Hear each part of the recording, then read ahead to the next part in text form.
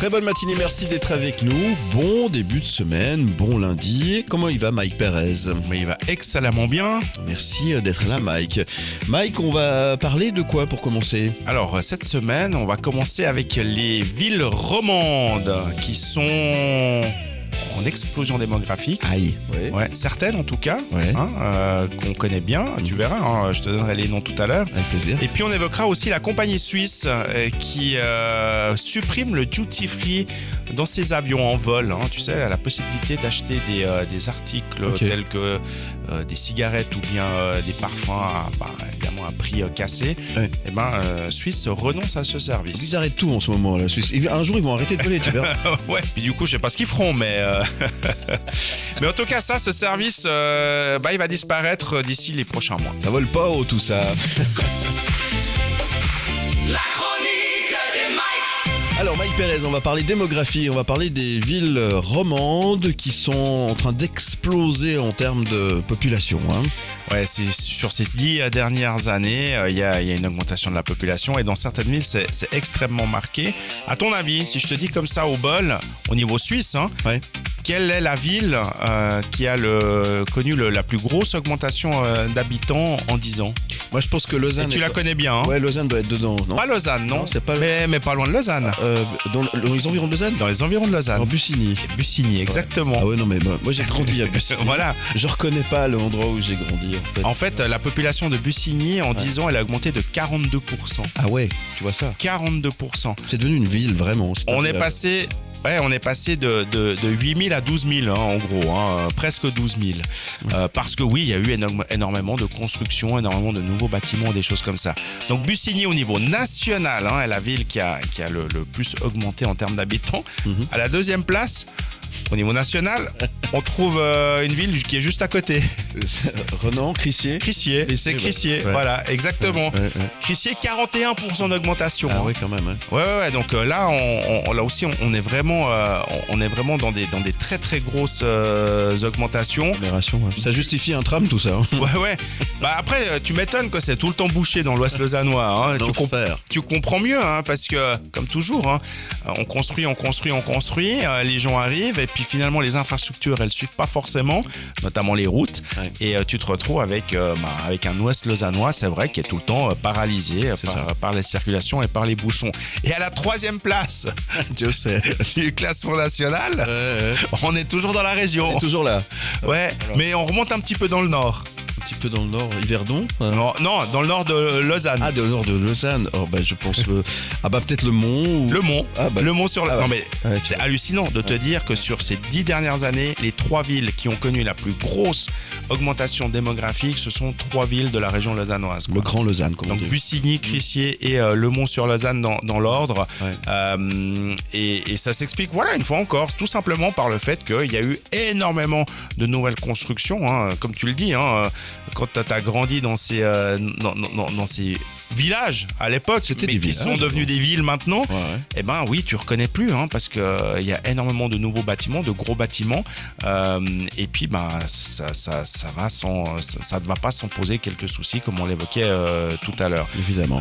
Donc voilà, c'est l'attractivité économique aussi de la région, donc c'est plutôt une bonne nouvelle à ce niveau-là. Bien sûr. Ça veut dire qu'il y a une activité, si les gens sont bien habités là, c'est parce qu'effectivement ils travaillent dans le coin, donc c'est plutôt positif à ce niveau-là. Faut pas que ça devienne des cités dortoirs non plus. Non, il faut pas non plus que ce soit ça. Et puis surtout, comme on le disait, il faut aussi que les infrastructures elles suivent. Donc oui, il y a l'arrivée du tram très prochainement dans l'Ouest C'est pas fait encore. lausannois, mais c'est pas encore. C'est d'ici la fin de l'année, donc ça va. Ah oui, alors jusqu'à Renan, mais après pour la suite, c'est... Oui, alors ça va encore prendre un petit peu de temps. On invitera Nouria Gorité pour... Au Mont-sur-Lausanne, effectivement, là aussi, moi je vais régulièrement dans la région. C'est aussi bien saturé, parce qu'il y a aussi des petites routes qui desservent des immenses quartiers. Donc tu te retrouves confronté à ce problème. Mais j'ai trouvé très très marrant en lisant cette statistique de se dire tiens, les 3 villes au niveau national, au niveau suisse, qui ont connu la plus forte croissance démographique ces 10 dernières années, ce sont 3 villes de la région lausannoise. Bienvenue sur la première matinale, multidiffusée de Suisse romande.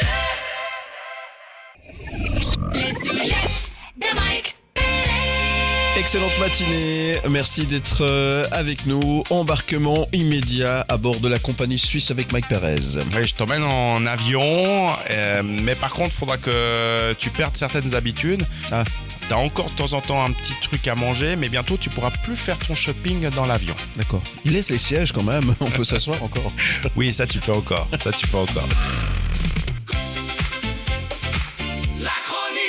des Mike. La compagnie suisse qui fait encore parler d'elle et qui arrête tout en ce moment. Ils veulent plus venir à Genève, ils arrêtent les vols pour aller ici, pour aller là. Et puis là, ils arrêtent encore un autre truc. Oui, c'est le duty free. Tu sais, la possibilité que tu avais d'acheter des produits. Alors, plutôt de luxe, on va dire, puisque c'est souvent des montres, des cosmétiques, donc des parfums, des lunettes aussi de marque ou autres, des cigarettes également. Eh bien, cette possibilité qui t'est offerte dans toutes les compagnies aériennes en vol aussi, et pas seulement à l'aéroport au sol, eh ben, Suisse se rend compte qu'effectivement, c'est quelque chose que les gens finalement n'utilisent plus vraiment. Pourquoi ?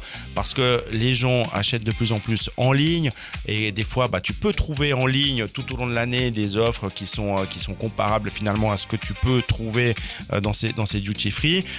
Les gens achètent justement à l'aéroport parce que le choix il est quand même aussi beaucoup plus important quand tu vas dans ces grands magasins duty free, alors que dans les avions en règle générale tu as quand même un choix qui est assez restreint. C'est ça. Donc voilà, une baisse de la demande qui a conduit naturellement en Suisse à se dire ça vaut plus la peine qu'on propose ce service, parce que les ventes elles ont drastiquement chuté ces dernières années. Donc voilà, petit à petit ça va disparaître. Donc cette tradition, c'est vrai, qu'il y avait dans ces avions où tu voyais passer le personnel de bord avec le petit chariot en te proposant les cigarettes, les parfums et autres, tout ça va disparaître d'ici le mois de septembre normalement. Il y aura plus du tout de duty free dans les vols de la compagnie suisse. Dans les autres compagnies, je ne sais pas ce que ça va donner, mais j'imagine que si Suisse fait le constat, dans les autres, on doit aussi faire le constat. Et finalement, il n'y a qu'à regarder. Quand tu prends un vol, regarde combien de gens achètent du duty free à bord de l'avion, quoi. Pas beaucoup, on est d'accord. C'est peut-être celui qui tout d'un coup était un peu à la bourre, n'a pas eu le temps de passer au magasin, prendre sa cartouche de cigarette, puis qui se dit je vais profiter de prendre ça au vol. Mais c'est une minorité, donc quelque part prendre de l'espace dans ton avion pour ces chariots qui contiennent du duty free et puis proposer ce service, ça fait effectivement, et je le comprends, ça fait plus vraiment sens, et j'imagine que petit à petit ça va disparaître de tous les avions. Voilà, donc ça va faire du point au moins, on va pouvoir prendre des valises plus lourdes. Oui, non, alors ça t'inquiète, ils vont continuer à te taxer, faut bien qu'ils prennent de l'argent à quelque part. C'est bien ce que je disais. Très bien, merci Mike Perez. Alors bon voyage. Ouais. Ce qu'on a oublié de dire, c'est que les billets d'avion vont augmenter. Oui, mais du coup, l'argent que tu pensais dépenser dans le duty free, tu vas le dépenser dans le supplément que tu auras payé pour ton billet. Ça va devenir compliqué tout ça. Écoutez le Morad Show, partout en Suisse romande, en DAB+. Bienvenue sur la première matinale, multidiffusée de Suisse romande. Très bonne matinée, merci d'être avec nous. Il est l'heure de retrouver Vanny. Bonjour Vanny. Bonjour Philippe, bonjour à tous. Comment tu vas ? Bien, et toi ? Bon écoute, ça va. La chronique de Vanny. La chronique de Vanny. Et on parle de quoi aujourd'hui? Ça va aller mieux puisque t'es là et on va parler de vin, donc c'est la bonne humeur. On va parler vin, on va parler vacances, on va parler énotourisme. Ah, ça c'est bien. Et en Suisse, bien sûr. Ouais, ça va déjà mieux, tu vois. Ah, tu vois, tout de suite ça remonte le moral. J'espère qu'à vous aussi qui nous écoutez. Je vous propose donc de voyager mais sans quitter la Suisse. Parce que le vin suisse, ce n'est pas seulement la bouteille que l'on ouvre. Non, c'est aussi le territoire qu'on va pouvoir vivre grâce à l'œnotourisme qui est en plein essor chez nous. Et pour cause, la Suisse viticole ne se contente pas d'être dégustée, elle se découvre, elle se parcourt, elle s'expérimente. Du Lavaux classé à l'UNESCO, aux terrasses vertigineuses du Valais, en passant par les collines du Tessin ou les rives paisibles des Trois-Lacs, chaque région raconte une histoire différente. Mais c'est ce qui fait aussi la force de l'énotourisme suisse, c'est les rencontres avec les vignerons passionnés qui ouvrent leur cave, partagent leurs gestes, leur quotidien et leur vision du vin. Donc on goûte pas seulement du vin, Philippe, on comprend d'où il vient et comment il est fait. Et du coup, l'expérience va encore plus loin. Par exemple, aussi, vous pouvez carrément vous baigner maintenant au milieu des vignes avec Swiss Wine Therapy, que j'avais notamment reçu dans la goutte. J'étais partie dans ce bain pour faire l'interview. C'est très original. C'est pas un bain de vin, non. Alors non, mais il y a des feuilles de vigne dedans. Ah, voilà. Et les soins sont à base de vin. Ouais, donc la mare, etc. Sympa. Le mar plutôt. Le mar, oui. Donc on est dans une immersion sensorielle entre nature, eau et vin, bien évidemment.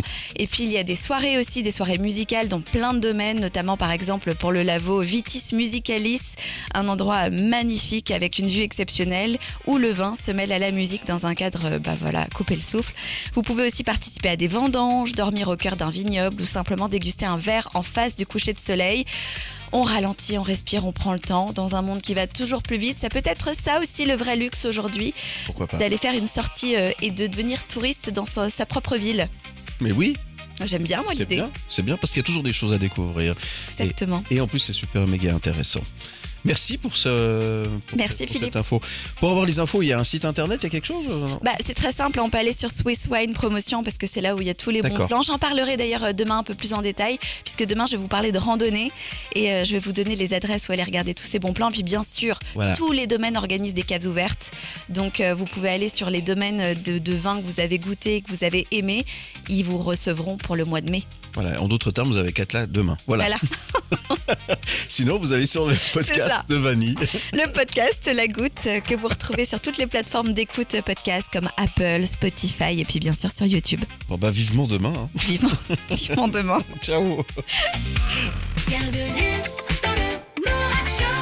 DAB+. Le coup de fil de Morax. Le coup de fil de Morax. Jusqu'à dimanche 10 mai, tous à Bédéfil, Lausanne. On en parle tout de suite avec Léonore Porcher. Bonjour Léonore Porcher. Bonjour Philippe Morax. Merci d'être avec nous. Ça me fait très plaisir de vous avoir ce matin. Le coup de fil de Morax. Bédéfil fête ses 20 ans. Que révèle cette édition anniversaire sur l'évolution du festival? C'est sûr qu'une 20e édition, c'est déjà en soi une source de satisfaction. Bédéfil est devenu le plus grand festival de bande dessinée de Suisse. Quelle place occupe la scène suisse dans tout ça entre les figures établies comme Zepp et il y a des nouveaux talents, j'imagine. Est-ce qu'elle a une place finalement? Je pense que oui, je connais plus ou moins la réponse du côté du festival. Non seulement elle a une place, mais elle a une place énorme. Nous, on se met vraiment le défi et la volonté d'inviter toutes les sorties suisses de l'année écoulée. Ouais. Alors, tous les artistes n'étaient pas libres, mais toutes et tous ont été invités. Et comment se porte l'univers de la BD en Suisse et ses auteurs et autrices? Est-ce que ça va bien? Alors, comme partout, c'est difficile. Hmm. C'est difficile parce que le marché de la bande dessinée est saturé. Les maisons d'édition, surtout les grosses, elles inondent le marché de plus en plus de choix avec des tirages énormes Ouais. ou des tirages très bas qui ne permettront jamais de rémunérer les artistes. Et donc, dans ces circonstances-là, chaque artiste a de la peine à exister, mais aussi les maisons d'édition qui sont des maisons d'édition plus confidentielles ou en tout cas des maisons d'édition dites d'auteurs ou d'autrices. Eh bien là, il y a une vraie difficulté à être visible alors que la plupart des livres ne restent pas sur les étals des librairies plus d'une semaine. L'invité d'honneur cette année, c'est le Québec. Quels échanges culturels ça permet-il finalement de créer entre ces régions différentes et ces univers différents finalement? Bon, d'abord, on a une belle mise en valeur de la bande dessinée francophone et on en est très fiers. Ensuite, c'est aussi un retour puisque la Suisse a été le pays invité du Festival de bande dessinée de Montréal l'année passée. Et donc, C'est juste. on entretient des relations de belles amitiés entre Montréal et Lausanne, entre le Québec et la Suisse, surtout la Suisse romande. C'est aussi l'occasion d'une très belle exposition qui présente 20 artistes de bande dessinée du Québec et de faire venir une très belle délégation en Suisse. Il y a 12 artistes et qui sont accompagnés de festivals de libraires et de représentants du monde de la culture du Québec. Donc c'est vraiment un beau moment pour mettre Lausanne et le canton de Vaud sur la carte du monde québécoise, mais aussi de faire ces liens entre deux minorités francophones. Après 20 ans, Bédéfil peut désormais s'imposer comme une référence internationale. Léonore Porcher, on peut le dire. On est clairement le festival, comme j'ai dit, le plus grand de Suisse, mais on est aussi la référence pour présenter la bande dessinée suisse au monde. Et ça fait 2 années de suite que Pro LVC a choisi Bédéfil pour inviter des délégations internationales à venir découvrir Bédéfil, mais aussi la bande dessinée suisse et on est très heureuse de pouvoir accueillir cette année 10 structures de festivals françaises qui viennent par exemple découvrir BD-Fil et la bande dessinée suisse chez nous. Voilà, c'est jusqu'au 10 mai, c'est immanquable. Si vous aimez l'univers du 9e art, c'est évidemment à Lausanne que ça se passe jusqu'au 10 mai. Toutes les infos sur bdfil.ch. Merci Léonore Porcher, on vous souhaite un bon festival, une belle journée et je vous dis à très bientôt. À très bientôt, merci beaucoup pour l'invitation. Merci à vous. Écoutez le Morag Show partout en Suisse romande en DAB+. Les coups de cœur, gastronomie. Les coups de cœur, les coups de cœur. Dégustons une bonne fondue avec Knut Fender de Goemio. Bonjour Knut Fender. Bonjour. Partez à la découverte des plus belles tables des Suisses romandes. Knut, sauf erreur, on reste à Fribourg cette semaine. C'est la deuxième partie de ces restaurants que vous nous faites découvrir en ville de Fribourg. Oui, exactement. Parce que alors c'est pas seulement en ville de Fribourg cette fois, on élargit un petit peu au canton. Ouais. Parce que du côté de Fribourg, il y a une spécialité qui moi me fait craquer. Je vous laisse deviner. La fondue. Bravo. Moitié-moitié. Absolument. Tout à fait juste, exactement. Même la Toubasserin d'ailleurs, c'est Ouais. toujours un vrai bonheur. Et puis la première adresse dont j'aimerais vous parler, ça s'appelle chez Pucci. Alors c'est un nom qui ne fait pas fribourgeois comme ça a priori, et Non. pourtant c'est un ancien chalet d'alpage qui est sur la commune de Prôme, enfin qui est en face de Châtel-sur-Mont-Salvant, dans cette très très belle vallée toute verte et tout. C'est un vieux chalet d'alpage planté au milieu d'un grand pâturage, et puis on y mange extrêmement bien. Le cadre est très sympathique, il y a des cloches suspendues au plafond, il y a des grosses poutres, il y a une terrasse superbe, et puis la vue sur la vallée est fantastique. Et figurez-vous, alors je ne sais pas si vous connaissez cet endroit. Peut-être. Non. Peut-être. Peut-être, parce que si vous le connaissez, vous savez aussi qui est derrière cette histoire, parce que ça n'est pas n'importe qui gère ce chalet, c'est un monsieur Wissmuller. Ah, mais oui. Ça tombe bien quand on parle de fondue d'avoir William Wissmuller dans les parages. Évidemment. Donc, et d'ailleurs, les cloches qui sont suspendues dans le restaurant, figurez-vous que ce sont les cloches que lui a remportées lors de matchs de lutte à la culotte. Voilà, on vous apprend quelque chose. Tiens. Et puis, figurez-vous que chez William Wissmuller, on mange donc d'excellentes fondues, notamment une d'ailleurs parfumée au poivre de la Vallée Maggia. Alors, il ne se fabrique pas de poivre à la Vallée Maggia au Tessin. En revanche, il est affiné là-bas et il est très très bon. Et puis, ça relève absolument merveilleusement ces fondues. Notamment, on peut aussi la manger de manière plus traditionnelle. Et puis, pour terminer, je vous conseille aussi la crème brûlée à l'aspergile odorante. Vous m'en direz des nouvelles. En tout cas, ça ouvre l'appétit, effectivement, et ça fait envie. Et puis vous avez cité ce Wissmuller, évidemment, qui est une référence, bien évidemment. Exactement. Et puis, alors puisque ce sont des fondues qu'on peut acheter, Oui. alors là, ce n'est pas exactement les mêmes, mais elles restent excellentes de toute sont façon. excellentes, Et puis, effectivement. l'endroit est vraiment plein de charme. Merci beaucoup, Knut Vander. Merci beaucoup. On vous retrouve demain Avec pour plaisir. continuer de découvrir Fribourg et sa ville et son canton, puisque vous... Demain, je vous emmène à Bulle. Chez les Gruyériens, c'est comme ça qu'on dit. Exactement. À demain. Écoutez